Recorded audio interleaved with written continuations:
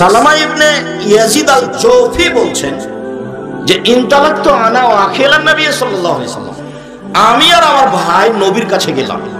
নবীর কাছে গিয়া বললাম, ইয়া রাসূলুল্লাহ, হে আল্লাহর রাসূল, ইন্না উম্মানা মুলাইকা তাসিলুর রাহিমা ওয়া তাকরিফ যাইফা, আমাদের মা মুলাইকা, ওদের মায়ের নাম মুলাইকা, তো আমাদের মা মুলাইকা উনি মানুষের সাথে খুব সদাচরণ করতেন, মানুষকে টাকা পয়সা দিতেন, অতাকরিফ যাইফা, আর মেহমান প্রিয় ছিলেন খুব আমার মা, মেহমানকে খাওয়াতেন। এইটা আমার মা করতেন, যে কোনো অসহায় মানুষকে টাকা পয়সা দিয়ে দিতেন। তো ফাজ জালেকা না ফিওয়ালা, এগুলো কি আমার মাতা হালাকা ফিল জাহেলিয়া, তবে জাহেলিয়াতের যুগে আমার মা মারা গেছে, ইসলাম গ্রহণ করেনি। এখন ওই কাজগুলো কি আমার মায়ের কোনো উপকারে আসবে? কালা লা, আল্লাহ রাসূল বলেন না, কোনো উপকার আসবে না। এখন বলছে ইন্না উম্মানা ওয়াদাত উখতান লানা, আমার মা আমাদের একটা বোনকে মাটিতে পুঁতে দিয়েছিল। ফাল জালিকা নাফা, এইটা কি আমার মায়ের কোনো উপকারে আসবে? আমার মা জাহেলিয়াতের যুগে আমার এক বোনকে মাটিতে পুঁতে দিয়েছিল। তো আল্লাহ রাসূল বললেন, আল বাইতুতু ওয়াল বাওদাতু ফিন্নার, তোমার মা আর যাকে মাটিতে পুঁতে দেওয়া হয়েছে উভয়ই জাহান্নামে যাবে। এতক্ষণ পর্যন্ত হাদিসগুলো পেশ করে আপনাকে আমি দেখালাম জাহেলিয়াতের যুগের নারীদের অবস্থা। এক মিনিট, জাহেলিয়াতের যুগের নারীদের অবস্থা দেখাতে গিয়ে দুইটা ঘটনা নকল করছি। লম্বা ঘটনা হলো, খুব তাড়াতাড়ি বলছি। একটা ঘটনা খুবই ন্যাক্কারজনক ঘটনা, সব বুখারী মুসলিমের হাদিস। আর একটা ঘটনা স্বাভাবিক, সেটা হলো এই যে এখন স্বামী মারা গেলে ওই মহিলা বিবাহ বসতে পাবে না বা শোক পালন করবে কতদিন? 4 মাস 10 দিন। 4 মাস 10 দিন। আর জাহেলিয়াতের যুগে স্বামী মারা গেলে শোক পালন করতো 1 বছর। আবার থাকতে হতো বাড়ির পিছন দিকে একটা কুঁড়ে ঘর। কুঁড়ে ঘর বুঝেন আপনারা?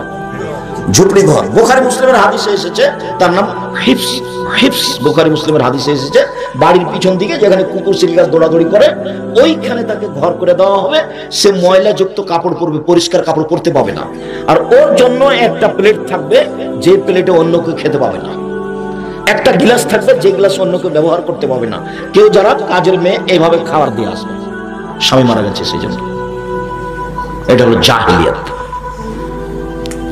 এখন বাড়িতে থাকবে, ছেলের কাছে থাকবে, বাপের বাড়িতে থাকবে, যেখানে সুবিধা সেখানে থাকবে। 4 মাস 10 দিন নিরাপদ জায়গায় থাকবে। বিবাহ বসতে পাবে না 4 মাস 10 দিন। সাজগোজ করতে পাবে না 4 মাস 10 দিন। নাকের গয়না খুলতে পাবে না। এটা হলো হিন্দুদের নীতি। মরার সাথে সাথে আপনার এই ভুয়াপুরের মহিলারা যারা আশেপাশে আছে, নাকে যে ফুল আছে এটা খুব, স্বামী মারা গেছে, স্বামী মারা গেছে, যা আছে গলায় হাতে সব খুলে ফেলা। এটা হলো হিন্দুদের নীতি। যা আছে ওই মহিলার গায়ে গলায় স্বামী মারা গেছে ওইভাবেই থেকে যাবে, খুলতে হবে না। সাজগোজ করতে পাবে না কতদিন? 4 মাস 10 দিন। সে স্বামীর বাড়িতে থাকবে, যেখানে তার নিরাপদ জায়গা সেখানে থাকবে। তাহলে জাহেলিয়াতের যুগে কি ছিল? 1 বছর। জাহেলিয়াতের যুগে কি ছিল? বাড়ির পিছন দিকে কুঁড়ে ঘর। জাহেলিয়াতের যুগে কি ছিল? ভাঙা প্লেটে খাবার দিতে হবে, ময়লাযুক্ত কাপড় পরে থাকতে হবে। আরো খারাপ নোংরা কথা যে ওই একটা উটের গায়ে গোবর মাখাতে হবে, বা উটের গোবর নিজের গায়ে মাখতে হবে, এবং লজ্জা স্থানকে উটের গায়ের সাথে ঘষতে হবে পবিত্র হওয়ার জন্য। এটা হলো জাহেলিয়াত, আর এটা হলো ইসলাম। আর জাহেলিয়াতের যুগে বাড়ির সামনে পতাকা দেওয়া থাকতো, এই মেয়ের সাথে জেনা করে যে সন্তান হবে সে হবে সমাজের নেতা। তো কত মানুষ আসবে, একটা সময় পর্যন্ত তার সাথে জেনা চলবে। তারপরে যখন ওর সন্তান হবে তখন ওর যাকে ইচ্ছা তাকে ডেকে বলবে এটা আপনার স্বামী, এটা এই ছেলে আপনার, আপনি আমার স্বামী। ছেলে বাছাই করার জন্য শুক্রকীট গ্রহণের জন্য পদ্ধতি চলে, যেটা এখন আবার দেখা দিয়েছে। কাজেই সন্তানের যত ইউটিউব যে কোনো মাধ্যম আছে সব হারাম, একটাও জায়েজ নয়। সরাসরি স্বামীর মাধ্যমে হবে, আর নাহলে এই স্বামী বাদ দিয়ে তুমি আরো রোজ স্বামী ধরো না, বৈধ পথে কোনো সমস্যা নেই। এই স্বামীর কাছে থাকো 2 মাস 6 মাস, যদি তোমাকে ভালো না লাগে খোলাক তালাক দাও, যে আর একটা স্বামীর কাছে যাও, দেখো সন্তান হয় কিনা। শরীর তোমাকে বাধা দেয় না। তুমি এইভাবে শুক্রকীটে সন্তান নিতে গেলে কেন? কে তোমাকে বলেছে? এটা জেনে সব যেগুলো নেমে আসছে সেগুলো হচ্ছে নারীদেরকে ধ্বংস করা মৌলিক লক্ষ্য, নারীদেরকে জাহিলিয়াতের যুগে নিয়ে যাওয়া মৌলিক লক্ষ্য।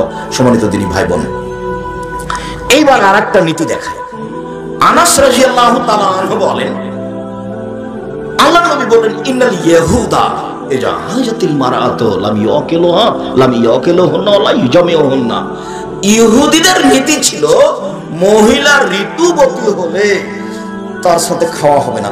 ছি ছি ছি ছি ছি, ঋতুবতী হয়েছে, পচে গেছে, ওকে বাড়ির পিছন দিকে রাখো, ওর প্লেট ভিন্ন, ওর বাটি ভিন্ন, ওর থাকার জায়গা ভিন্ন, ও ভিতরে আসতে পাবে না, ওর সাথে মিলামিশা হবে না, ওর সাথে কথাবার্তা হবে না, ও পাতিলে স্পর্শ করতে পাবে না, ও তো পচে গেছে, নষ্ট হয়ে গেছে, তো ঋতুবতী হয়েছে। যে ইহুদিদের এই নীতি, আপনি বইটা পড়ে দেখেন, কেন কি তার প্রতিকার, বইয়ের নাম কি, কেন এই নির্যাতন কি তার প্রতিকার, কেন এই নির্যাতন কি তার প্রতিকার, কেন এই নির্যাতন কি তার প্রতিকার। সম্মানিত দিনী ভাই বোন, ইহুদি খ্রিস্টানেরা ঋতুবতী মহিলাদের সাথে এইরূপ আচরণ করছে। এবার চলেন, আয়েশা রাদিয়াল্লাহু তাআলা আনহা বলেন, কুনতু আগতাসিলু আনা ওয়ান নবী সাল্লাল্লাহু আলাইহি সাল্লাম ফি ইনাইন ওয়াহিদ ওয়া কিলাহুমা জুনুবুন। আমি এবং আল্লাহর নবী এক পাত্রে অপবিত্র গোসল, ফরজ গোসল পবিত্র হওয়ার জন্য করতাম। আবার বলছেন এক পাত্রে গোসল করতাম, তখন আমি ঋতুবতী। আবার বলছেন ইয়া মরুনি, তিনি আমাকে আদেশ করতেন আন আত্তাজিরা, আমি লজ্জা স্থানে আমার কাপড় ছাড়া, ছায়া মেক্সি ছাড়া, সালোয়ার কামিজ ছাড়া অতিরিক্ত একটা কাপড় ব্যবহার করব। ফায়ুবাশরুনি, তারপর তিনি আমার গায়ের সাথে, খালি গায়ের সাথে গাও মিলিয়ে রাতে থাকতেন, দিনে থাকতেন। তাহলে ও বের করে দিল, আল্লাহর নবী তাকে ঘরে নিয়ে আসলেন ঋতু অবস্থায়। সে কি স্বাভাবিকভাবে নিয়ে আসলেন? বলছেন যে আমার গায়ের সাথে গাও লাগিয়ে থাকতেন, যখন দুইজনের গায়ের মাঝে কোনো কাপড় নেই। হাদিস বুখারী মুসলিম। এবার কি হলো বলেন তো দেখি, ও ইহুদি খ্রিস্টান নারীদের অবস্থান কোথায় করেছে, আর মুহাম্মদ সাল্লাল্লাহু আলাইহি ওয়াসাল্লাম নারীদের অবস্থান কোথায় রেখেছে? আয়েশা রাদিয়াল্লাহু তাআলা আনহা বলেন, কুনতু আশরাবু সুমা উনাবিলুহু, আমি গিলাসে পানি পান করেছি, অনাহায়, তখন আমি ঋতুবতী। তারপর গিলাসটা আমি তাকে দিয়েছি।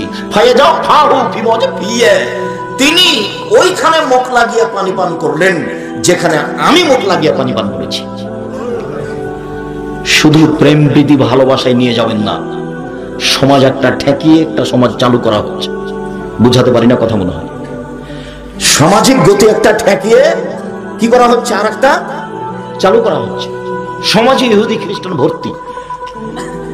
আয়েশা রাদিয়াল্লাহু তাআলা নিজস্ব বিবরণ, আয়েশা রাদিয়াল্লাহু তাআলা বলছেন, ওয়াতারাকুল আরকা, আমি একটা গোশত দাঁতে ছিঁড়ে খেতাম, সুমাউনা বেলহু, তারপর ওই গোশতের টুকরায় রাসূলের হাতে দিতাম। ফায়াজাও ফাউ ফি ওয়াজহিহি, তিনি গোশতের ওখানে মুখ লাগাতেন যেখানে আমি মুখ লাগিয়ে ছিঁড়ে খেয়েছি।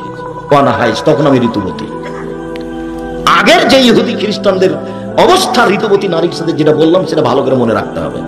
ওদের সাথে খাবেও না, ওদের সাথে মিশবেও না। কেন? ঋতুবতী হয়েছে এই জন্য। কথা বুঝাতে পারিনি। আয়েশা রাদিয়াল্লাহু তাআলা আনহা বলেন, আল্লাহর নবী আমাকে বললেন, আয়েশা নাবিল খুমরাতে মিনাল মসজিদে, মসজিদ থেকে জায়নামাজটা দাও তো, আমি সালাত আদায় করব, জায়নামাজটা দাও। তো আয়েশা রাদিয়াল্লাহু তাআলা বলছেন, ইন্নী হিজতু, আমি যে ঋতুবতী।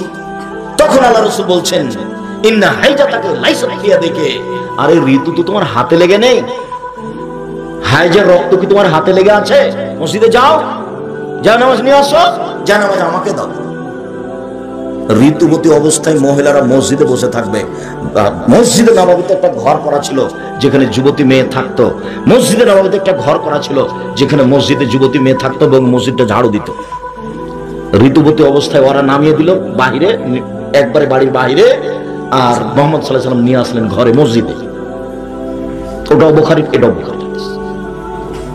আয়েশা, জি চাটাটা দাও তো মসজিদ থেকে, আমি যা ঋতুবতী। আরে ঋতু কি তোমার হাতে লেগে আছে নাকি? ভাষাটা এরকম, দেখে তোমার হাইজের রক্ত তোমার হাতে লেগে নেই, তুমি মসজিদে যাও, নিয়ে এসে দাও। আয়েশা রাদিয়াল্লাহু তাআলা আনহা বলেন, কানান নবী সাল্লাল্লাহু আলাইহি ওয়াসাল্লাম ইয়াত্তাকিউ ফি হিজরি, ওয়ানা হাইজ ওহ ইয়াকরাউল কোরআন। আল্লাহর নবী আমার উরু রানের উপরে মাথা রেখে কোরআন মাজিদ পড়তেন, তখন আমি ঋতু উঠি।